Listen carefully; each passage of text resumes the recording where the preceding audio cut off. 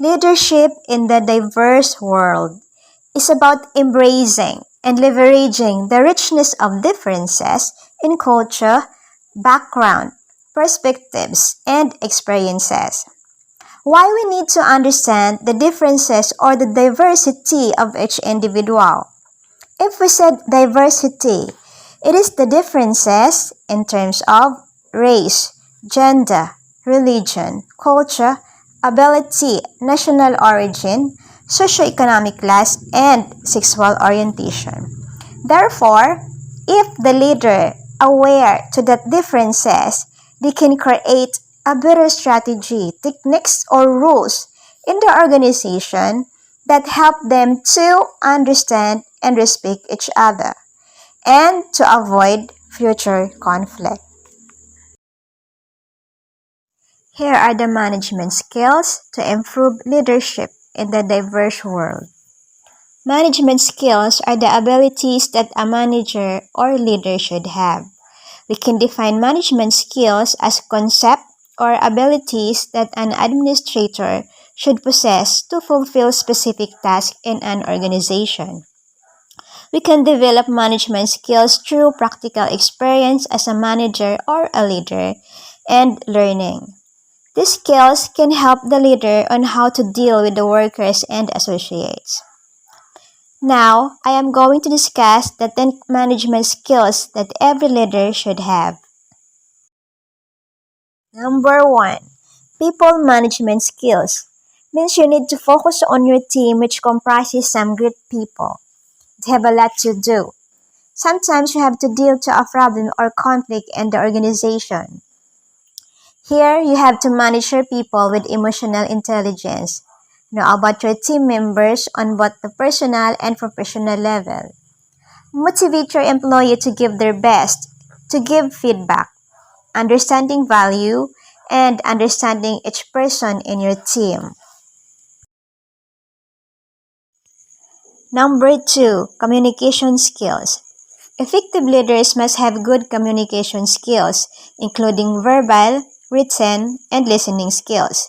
Having good communication skill is crucial for a manager or leader. As a leader, you have to make sure that all of your employees can understand you to avoid misunderstanding and problem. An open and positive attitude goes a long way to create healthy and work-friendly environment.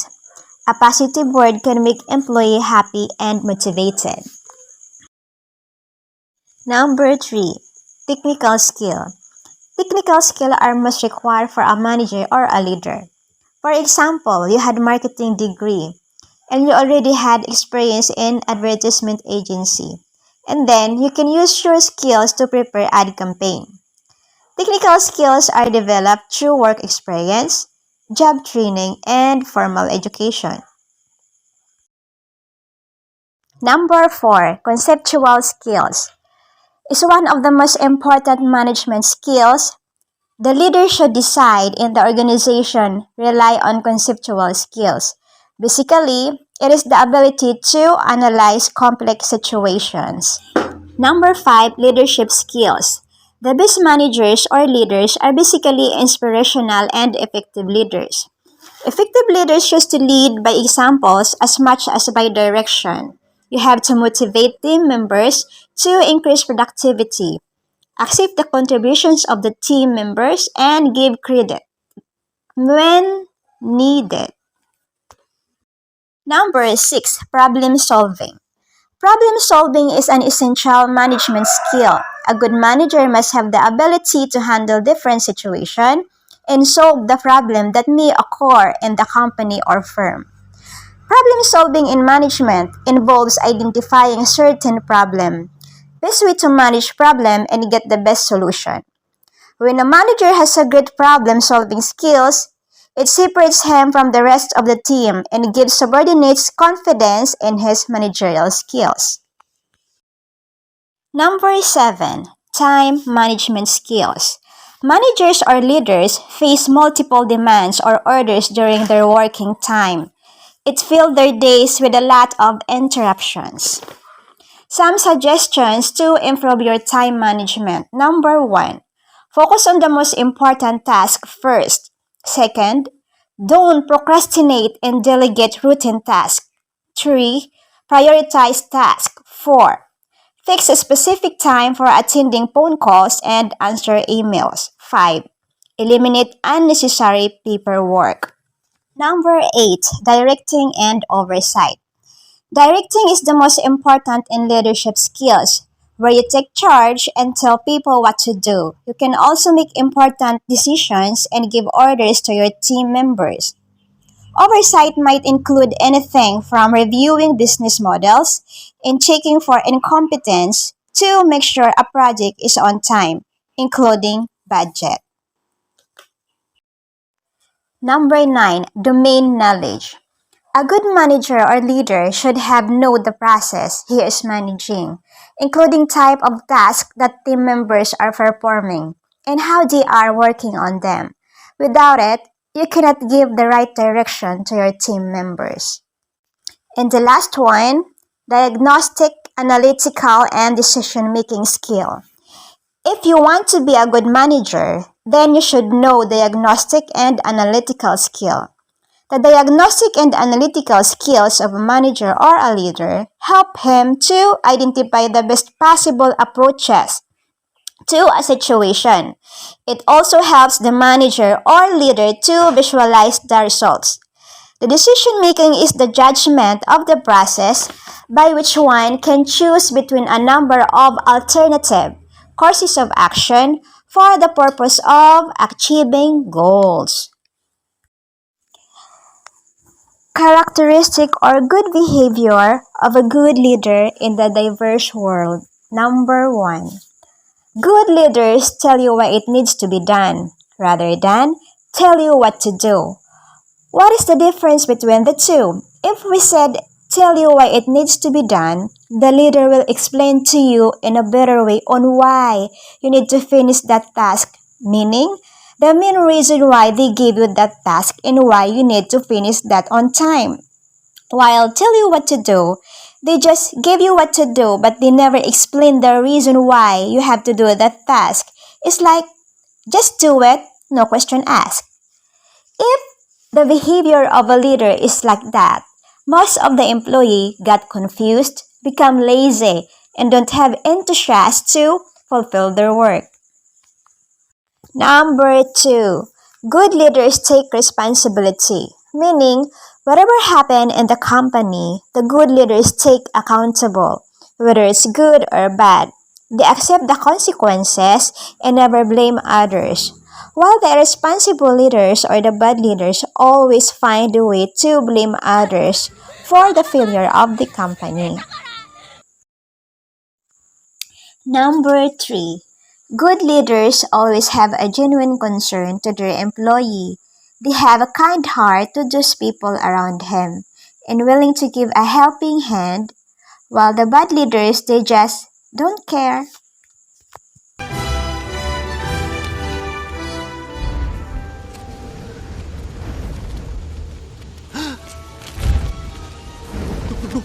Oh no! I'm lost! Where's the line? It just went away! What do I do? Help! We'll be stuck here forever! Do not panic! Do not panic! We are trained professionals! Now stay calm. We are going around the leaf. Around the leaf? I don't think we can do that. Oh, nonsense. This is nothing compared to the twig of 93. That's it. That's it. Good. You're doing great. There you go. There you go. Watch my eyes. Don't look away. And here's the line again. Thank you. Thank you, Mr. Soil. Good job, everybody. Number 5. Presence of mind. If the leader is aware for what's happening inside of the company, he can figure out the possible problem that may occur, and he can already determine what is the possible solution. Because once you are a leader, one of your priority is to find solution, and once you found it, you will be the one to lead to all the members so that he can understand and follow you clearly. Remember, when leaders knows the way, it can avoid any possible problem or chaos that may happen in the company.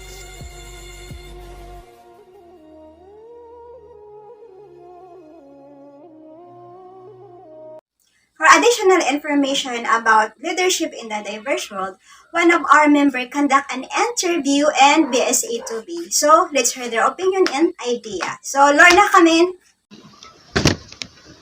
I am here in BSC2B. I am going to ask a few questions about challenges of leadership in the diverse world. Okay, let's begin. My name is Bill Brian P. Arga. Good morning, sir. Can I ask you a Go question? ahead. What do you think are the challenges of a leader in terms of leading a company or organization nowadays? I think cultural clashes because we know that in an organization, the diversity may experience conflicts or misunderstanding due to different cultural norms and values. What do you think is the possible solution for that, sir? I think the best solution for that is open communication. The leader should create an activity wherein all members need to participate and encourage them to share their opinions and ideas, or if there's any conflict or misunderstanding, the leader needs to talk to the person involved in a private conversation wherein the aim is to open up and reconcile. Thank you very much. How about you, sir? What is your name? My name is Aldrin Tolentino. For you, sir, what do you think are the challenges of entrepreneur to lead a firm or company? For me, favoritism. Why favoritism, sir? Because if there any favoritism inside of the company, a lot of employees become unproductive. Most of them going work because they need money, not because they love their work.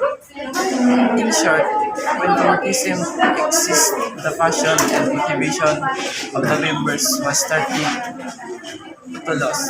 What do you think is the possible solution, sir? I think the possible solution for that is the leader need to have a self-reflection or awareness. Why, sir?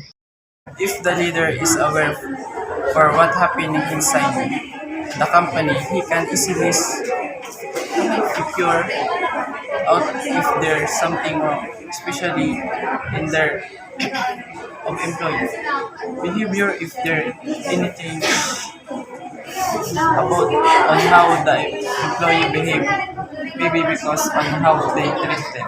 Okay. Good morning, sir. Can I ask you a question? What is your name, by the way? Sunderland Senior. Can you give me one of the advantages of a good leadership? Of course, I think innovation. Why, sir? The leader is good in terms of decision making or on how they treat the employee. It can lead to innovation. Why? Because when the environment is harmonious, the employee will become passionate and motivated to their work. If that happens, they become creative and formulate some better and good ideas. In short, productivity, and it can lead to maximize the profit of the company. Thank you, sir. How about you, sir? What is your name, sir, so that the ladies out there know that there's a handsome Korean in this class? I am Frederick Ralph Makaspak. Can you give me one of the advantages of a good leadership? Yes, of course. I think improved decision making. Why, sir? If I said good leadership, it means the leader are open for any suggestion or ideas came from all members in an organization. So it means if the company needs improvement or there any conflict or problem, members share their thoughts and ideas. The leader can filter all the information and get the better one that he thinks is the most appropriate or best to solve the company problem. In that way, it helps to improve decision making. Okay, sir. Thank you very much. That's all. Back to you, Ben. Thank you very much, Lorna. So for the unique interpretation and narration about leadership, we prepare a video wherein you can easily understand the true meaning of leadership. So please do listen to the story of the kids. Great leaders don't set out to be a leader. They set out to make a difference. It's never about the rule, always about the goal. Here's the 7 lessons we can learn from the guest. Number 1. Sharing a common goal. As each goose flaps its wings, it creates uplift and aerodynamics orientation that reduces air friction for the bird that follow. By flying in a V formation, the whole flock achieves a 70% greater flying range than if each bird flew alone. Lesson: people who share a common direction and goal can get where they are going quicker and with less effort because they benefit from the momentum of the group moving around them. Make sure your team is aligned towards a common goal. Number 2. Increasing visibility. Flying in a V formation increases the visibility as every goose can see what's happening in front of them. The lesson here is to make our organizations visible in both org chart directions. Having top-down visibility enables leaders to stay connected with the edges of the organization to make better informed decisions. Bottom-up visibility enables teams to see the bigger picture, engages them, and empowers them to better align themselves with the organizational objectives. If we have as much sense as a goal, we'll stay in formation, joining those heading in the direction we want to go. The sense of community emerges as with the willingness to work as a team. Not only is it more efficient, the flock together has better visibility of its surrounding and is more visible as a collective. Number 3. Having humility to seek help. When a goose falls out of formation, it suddenly feels the friction of flying alone. It then quickly adjusts its mistake and moves back into formation to take advantage of the lifting power of the bird immediately in front of it. Lesson: be humble to admit the challenges we face and to seek help as soon as we get stuck. This humility will enable you and your team to move faster and achieve more. If we have the sense of a goal, we will openly and confidently acknowledge when we need help and gratefully accept the support that is offered. And we will fly harder to stay up with the flock, so we can all go longer distances with ease. Number 4. Empowering others to lead. When the lead goes in the front gets tired, it rotates back into the formation and allows another goose to take the leadership position. Lesson: empowers others to also lead. Micromanaging and keeping tight control will burn you out. It will also disengage and demotivate others around you. People have unique skills, capabilities, and gifts to offer. Give them autonomy, trust, and a chance to shine, and you will be surprised with the outcomes. Number 5. Always recognizing great work. The geese honk to recognize each other and encourage those up front to keep up their speed. Lesson: make sure we praise people and give the recognition they deserve. Lack of recognition is one of the main reasons team members are unsatisfied at work and quit. It's very common for people's efforts to go unnoticed by their peers in a busy and fast-moving work environment. However, remembering to constantly provide recognition and encouragement is vital and keeps team motivated to achieve their goals. Number 6. Offering support in challenging times. When a goose gets sick or wounded, 2 geese drop out of formation and follow it down to help and protect it. They stay with it until it dies or is able to fly again. Then they launch out with another formation or catch up with the flock. Lesson: standing by each other in difficult times, it's easy to always be part of winning teams. But when things get difficult and people are facing challenges, that's when your teammates need you the most. If we have the sense of a goal, we will stand by each other when things get rough, and we will willingly take the support and guidance that's on offer. Number 7. Staying committed to core values and purpose. The GIS migration routes never vary. They use the same route year after year. Even when the flock members change, the young learn the route from their parents. In the spring, they will go back to the spot where they were born. Lesson. Stay to our core values and purpose. Strategies, tactics, and product may change in order for an organization to remain agile.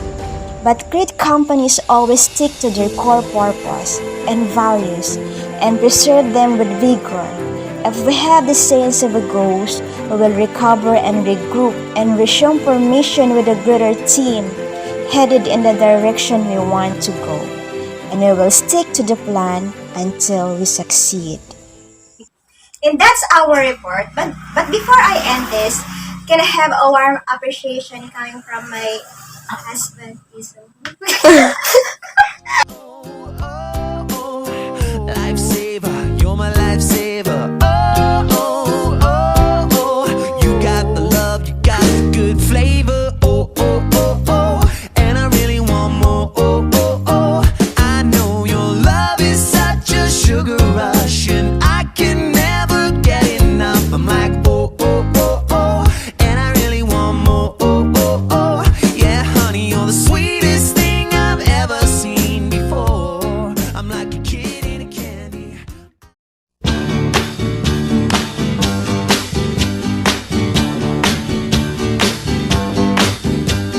Sugar, oh honey, honey, you are my candy girl, and you got me wanting you, honey, oh sugar, sugar,